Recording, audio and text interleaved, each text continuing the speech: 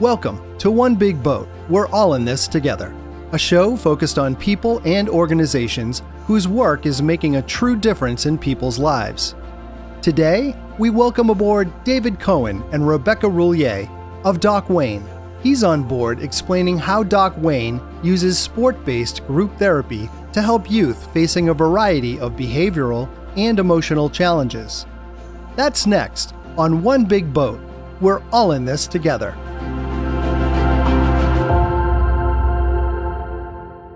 When we started this podcast, we wanted to focus a light on nonprofits that people just didn't know much about. And within our video production company, we do a lot of work with nonprofits. But today is a first. We didn't know about you guys. A friend within the chamber, Kelly Hines McDermott, thought of you. I looked up the name, and we were joking earlier, it looked like a name of a sitcom from the 70s, something that would come on after WKRP in Cincinnati. And so when you say, I work for Doc Wayne, what do people say? Sure. What do they say? They say the same thing. They don't. We've heard this for 12 years about the name. But what I can say about the name is that it's named after someone. Our founder, Susan Wayne, her brother was a physician and a staunch supporter of youth and sport and how the power of sport can connect with youth. And he passed away years ago, and she wanted to create something in his memory. And that's where she, who was the head of a larger human service organization, created this, in essence, at the time, a recreational program for kids under state care using sport. And that's sort of the beginning of what Doc Wayne was all about. And then fast forward, she saw how these kids who had been struggling with so many challenges were acting like kids, and they were having fun and they were smiling. And it was the connection of sport with those kids that was game-changing. And so she wanted it to become more formalized and become a nonprofit. And so when she retired, she took the base of the organization, which at the time was called the Doc Wayne Athletic League, retired, created the nonprofit, got all of the legal paperwork put together, and then that's when she needed to find some people to take it and run with it. And that's when we came in. Yeah. One of the things I really love about our name, when you say, I don't know what Doc Wayne means, is that it can serve as a cover for our kids, is that it doesn't say mental health therapy. There's no big sign on our building that says kids receive therapy here.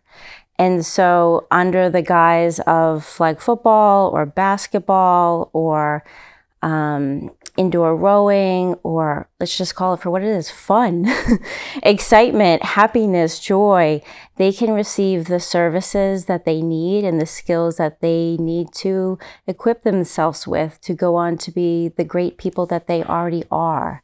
And so I think that's something we've seen with our kids, is that they can say to their peer, oh, I'm going to Doc Wayne. Or when they wear their shirt proudly, or when we worked in residential treatment, they have that shirt that says Doc Wayne, and that's okay, because what David's describing is reduction of stigma and increase of access to mental health therapy. And that plays into the name as well, as that kind of guise or misunderstanding of what Doc Wayne is it actually plays into all the great work that we do. I guess the other thing I'd say about the name is it's hard to categorize exactly who we are, because we're both a human service organization and then we're a sport for social change organization. And so it's very rare that an organization actually fuses the two of those together. And so, the name, something that we've thought about and we still think about, but when people ask questions, that's a good thing, right? So if they didn't ask questions and they didn't have an interest, then we have more challenges. But along the way, we were lucky enough to earn recognition locally, nationally, globally, and so that's the name stuck, because we're recognized in a variety of ways and in different areas of the world, and so we just had to find ways to market ourselves better. So it can be a different type of marketing, like, marketing to people who you serve. So how do people come to you? Sure. So we receive our referrals through a number of different avenues. Parents, guardians, caretakers have the opportunity to self-refer to our Massachusetts programs. Schools can contact our staff and they can talk through the referral process. And one of the really great things about our staff is that they are able to educate schools or districts on what type of behaviors or ways of communicating, let's just say, that schools can identify mental health through. So we're not assuming that schools know how to diagnose. We also see referrals through other ways, through community systems and things like that. We also have our other programs that are not in Massachusetts through our Champions Network, which we haven't talked about much, but that's through training. And there are a number of different partners, both domestically and internationally, that any type of youth serving professional can contact us through. Anything to add? Well, just how do people know about us too? I think that we pride ourselves on building relationships, and that's what we had to do in the beginning. And so for us, it's been about any business, relationship building. Who do you know? What can you offer? What can you share? And because we had to reinvent ourselves to become a human service organization, we weren't a recreational program. We actually had to get ourselves to be in that situation. We had to become a collaborative partner with a lot of organizations, thought leaders in the space, and just learn from them as well along the way. But now, I'd say we had one program. We had one thing called Chalk Talk Group Therapy, which is what we built, and it was a group therapy program using sport for kids and communities locally. But we've been able to build on that and add more, so let's say, SKUs into our portfolio so that we can offer more services for more kids and more people in need across the region and beyond. So you're dealing with kids, like they're playing flag football. How do you monitor them? Maybe some of these kids have anger issues they haven't worked through because they haven't been through your program long enough. And maybe they're just overly competitive and they're just mad at some kid who just keeps running by them on the football field. I take it it's obviously not just a bunch of substitute teachers out there working with these kids either, right? Oh. So how's that all work? Yeah, so our staff are incredibly talented and diverse professionals, but the vast majority are mental health clinicians. So they are social workers, and I myself am an LMHC, a licensed mental health clinician. And so we're working with professionals who are taking their licensed skill set around mental health and they're bringing it to the field or the court, which is really one of the great things about Doc Wayne is we're taking these professional skill sets and bringing them to the place that kids want to be. So in the scenario that you're talking about this young person, first we would really want to understand what their background is. So we would do a full assessment of this young person and we'd really want to understand their strengths and like what brings them to the table, like what makes them really thrive in their environment on the sports field, and really leverage those strengths to best support them through coping skills and really structure the environment for them to be successful. So oftentimes kids are misunderstood or they're not provided enough structure or understanding to be able to be themselves or thrive. And then mental health takes a long time. So we're not gonna think that change is going to happen overnight, but we're going to teach them skills to be successful and change one session at a time. I would just add what we do. I think the beauty of what we do is we try to meet the kids where they're at. Yeah. Right. And oftentimes we're asked, what is a typical child at Doc Wayne? And I would say, and I know Becky would say the same thing, we don't have a typical child. Each one of them has their own story and their own interests and challenges. And so our team does the best they can to meet each kid where they're at and bring together kids that maybe don't associate with each other. Maybe they don't even like each other. Or maybe, they're a really rowdy group. But utilizing that sport or the place where they want to be versus a place maybe they don't want to be. They might not want to be sitting on a chair talking to someone. They may prefer talking to our clinicians, who we call coaches. And so it's just one avenue of being a non-traditional provider, but providing what we would say is fun, a fun and sporty environment to get them to maybe think about themselves, learn life skills, and open up and talk. And that's half the battle, right? Getting kids to show up and engage. And so we've found the way through sport to get them to engage. Do they even know it's working, what you're doing? I mean, sometimes you get, I'm out here playing a game. Do they even realize they're learning tools? Yeah, we have some great data and assessments that show that the kids themselves are providing us feedback that says that they believe that Doc Wayne is helpful to them. So they're seeing that there's some changes in how they're interacting with peers and also some increases in positive interactions with adults. And we also have data that's showing that kids are telling us that they're feeling more confidence in how they feel in their body, and also that they are able to reflect more, which we have a wide breadth of data through researchers, external researchers, showing us is equivalent to traditional psychotherapy and its impact. But to your point, it's so powerful to hear from young people and have them tell you, this is good for me.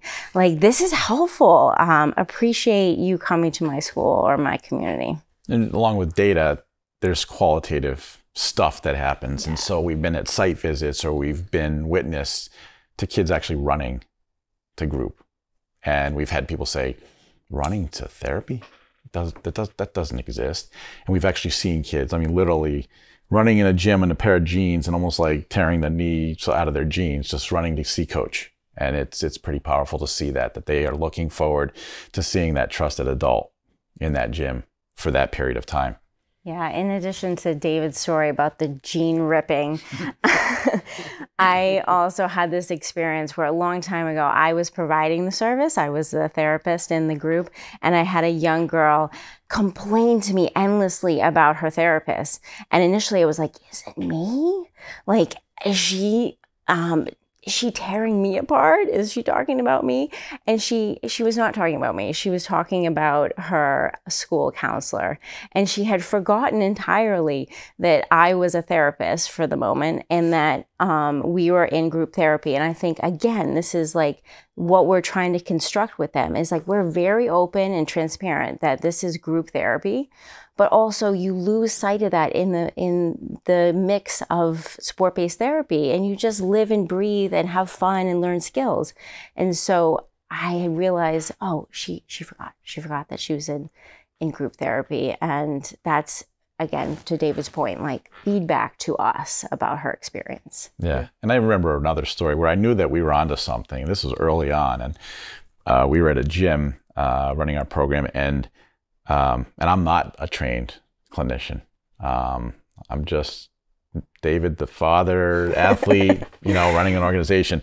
But there was a boy that came into this gym, and you knew he was off, and you knew that things could have happened and gone in the wrong direction. And I just nodded to him, and I grabbed a ball, and we went to the corner of the gym and just shot hoops for a bit. And it was quiet, and he was waiting for me to break. I was waiting for him to break, and it was kind of like, who's going to break first? And eventually I said to him, what's up? And he looked at me, and he said, he talked about math class and how he struggles and that he's failing and that nobody cares. And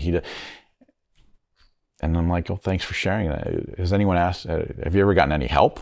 Why would I do that? And I'm like, well, maybe a tutor would be a good thing for you. And he looked at me, and so it was just the opening of a conversation to get down to what exactly was going on before he was running into that gym and wanted to fight. And so we tried to help him get a tutor through patience and through a ball. We had some conversation. Yeah. So sometimes it's just, noticing a kid, just somebody to listen to what they have to say. Well, a lot of mental health therapy is relationship driven. So there's a great deal of our program that's based in dialectical behavior therapy, which sounds very fancy. It does, yeah. Yeah, I could not say that word. Sure. No. So you have DBT, right? Which is like, what is that? What does that even mean, right? And it's based in research, and it sounds fancy, as I said, sounds complicated. And then you need the person who delivers that, right? And so when you really pull apart therapy and mental health counseling, a lot depends on what's called the therapeutic relationship. So the person's relationship with the client. And that's what's at the crux of things, is if you look into how people respond to receiving evidence-based treatments, it's really about the relationship. And so David's story about this child is that child was responding to someone expressing care and someone showing them attention. And so in our work at Doc Wayne, we're pairing evidence-based practice, which is dialectical behavior therapy, great people who know how to form relationships, and then sport, which is the hook to get them there. So this is all what we're mixing together to make a really wonderful thing happen for kids in our community. Coming up, we actually celebrated our reaching 1 million kids not too long ago, since our inception, which was a big deal for us. learn how Doc Wayne plans to help the next million kids.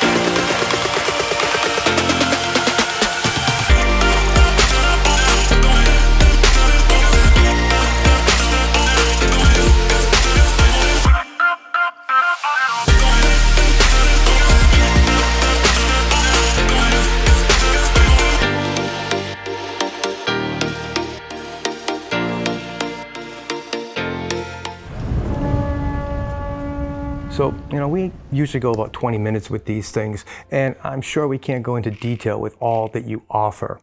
So, what are some of the things that people definitely need to know about your program that, if we can get out there in social media or people are coming across, that's going to help?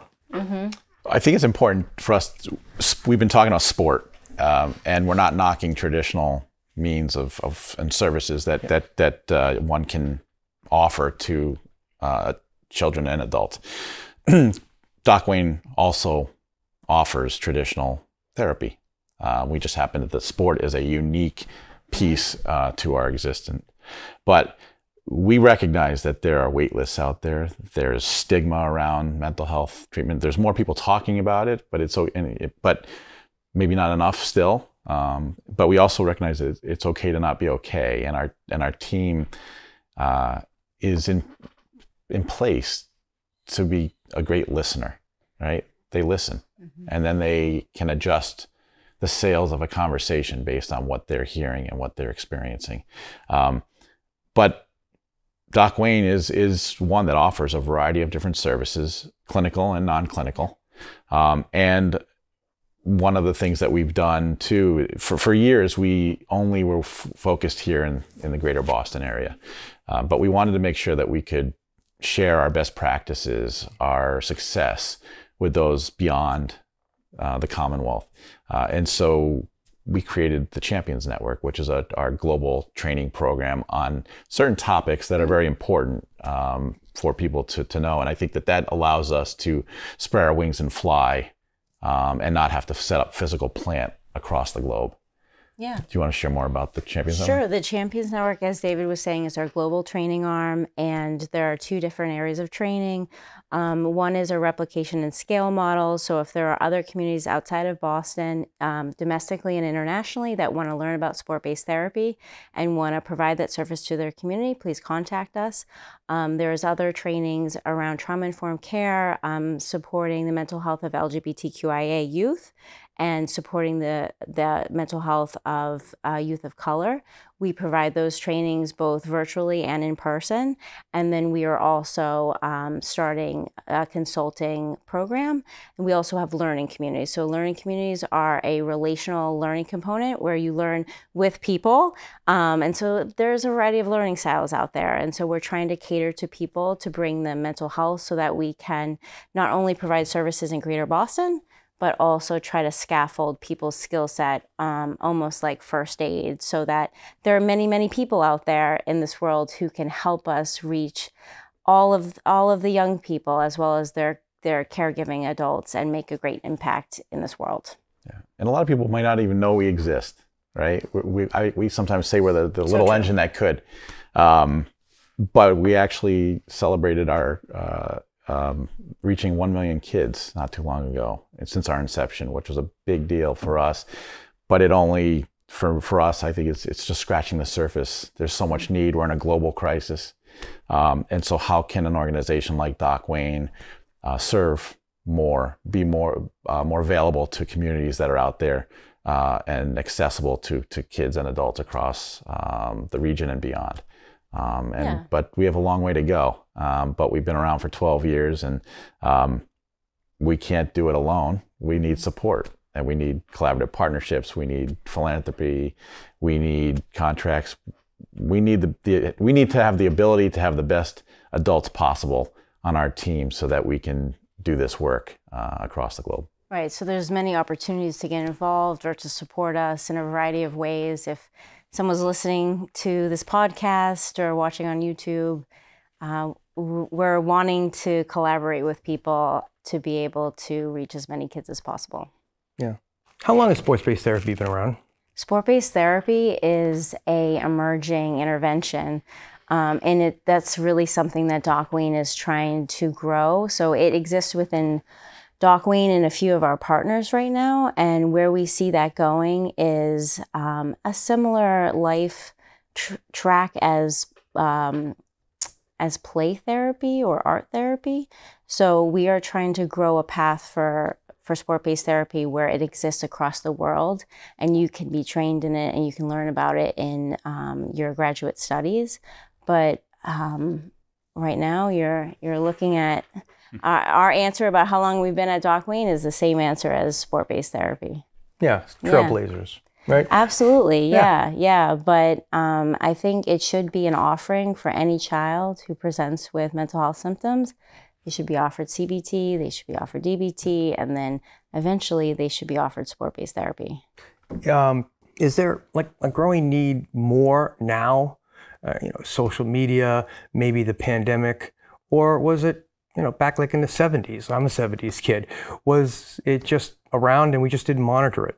Is it the awareness of there's an issue, or is there factors? Sure. So you're asking me the question of, are there more kids with mental health struggles now, or are we more aware of it? That's what you're asking. And I'm also wondering if it's because of the factors that are coming into it, social media and stuff like that. So the Surgeon General has been very on top of this issue. And for anyone who's looking for a really comprehensive document to read on social media and mental health, I would definitely recommend reading the Surgeon General's warning on this. But it seems as though there's been a 800% increase around depression and anxiety since COVID happened. And unfortunately for folks like me, there's been a decrease in providers. So I think there's been a perfect storm essentially around COVID and social media and a number of other factors in this period of time for us that has increased the factors, the risk factors around mental health. And then some of the what we call protective factors have decreased for young people.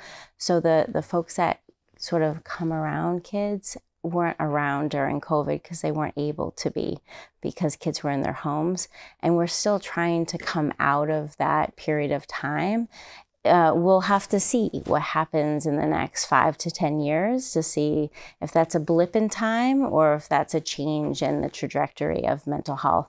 But the provider system has also taken a hit a bit because folks are burnt out.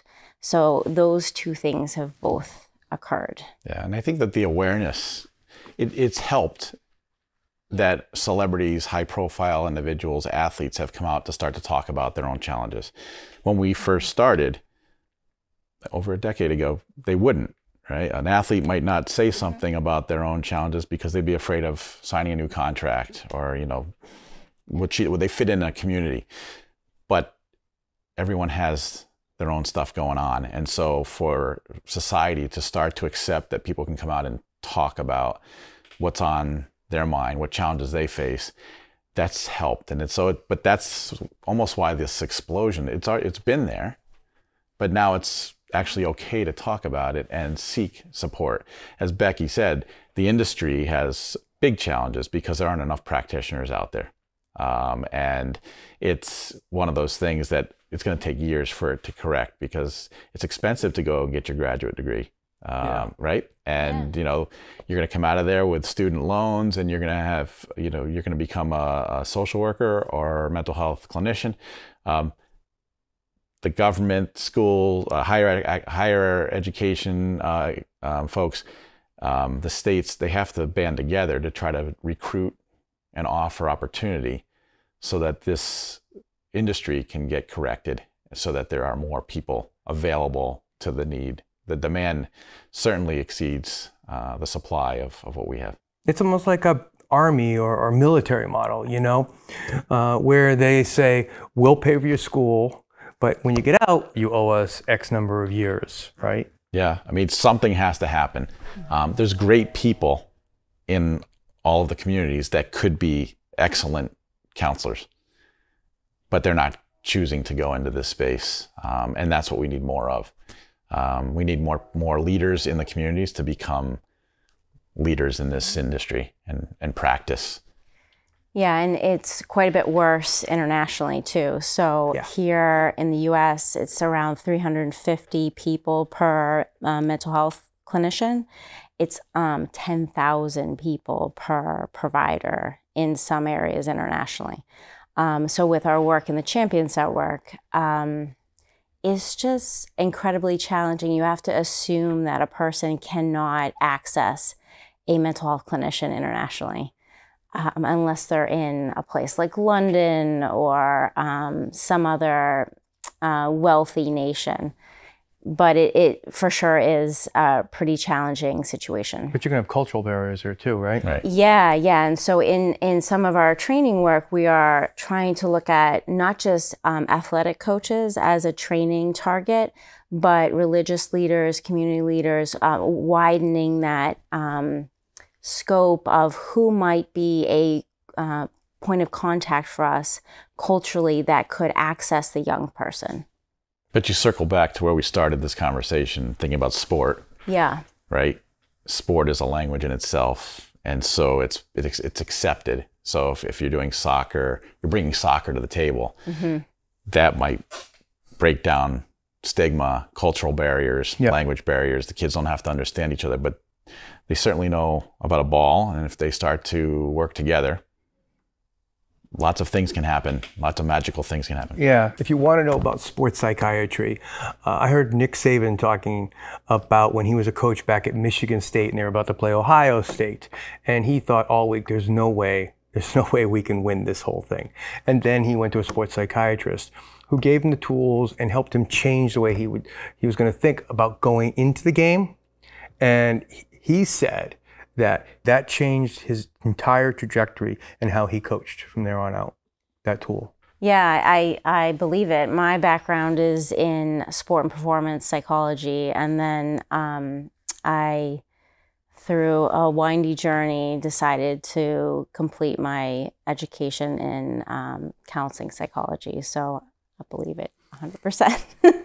The power of the mind is there. So we've talked a lot. And I know there's a lot more we can talk about. But what do you want people to walk away with? Is there some initiative that you started that I haven't asked about? Is there an important piece that is ongoing that we haven't talked about? I feel like we covered a lot. We covered a lot. Right? I mean, what I could say as a nonprofit is that we've found multiple ways to generate revenue to support the mission of the organization. But philanthropy still is a piece of the puzzle. And so we do rely on individuals who have an interest in the space, corporations out there, grants, foundations, family foundations, and funds. So we can't do it alone. And so we need the resources and support to be able to provide what our team needs to be able to do the work that they do. Any ex-athletes involved in this program?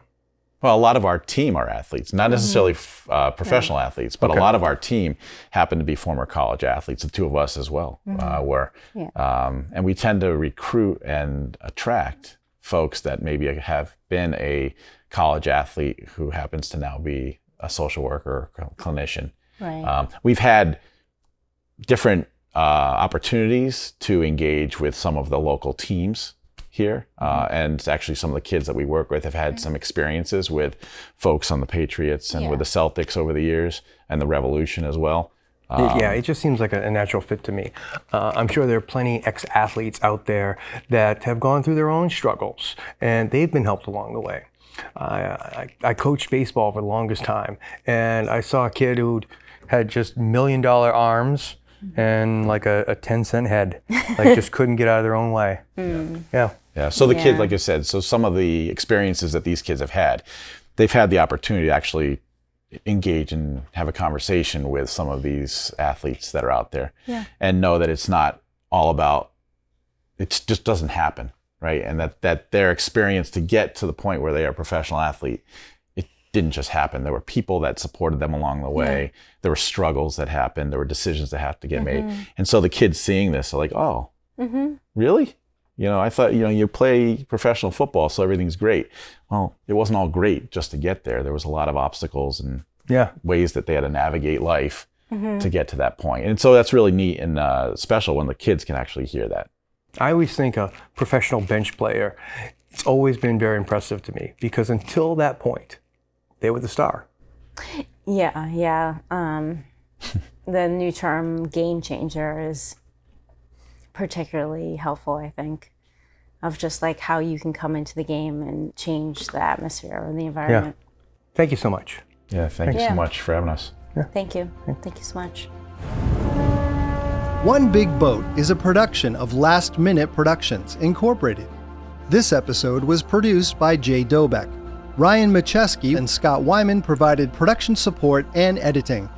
And Joanne Pilata was the production coordinator.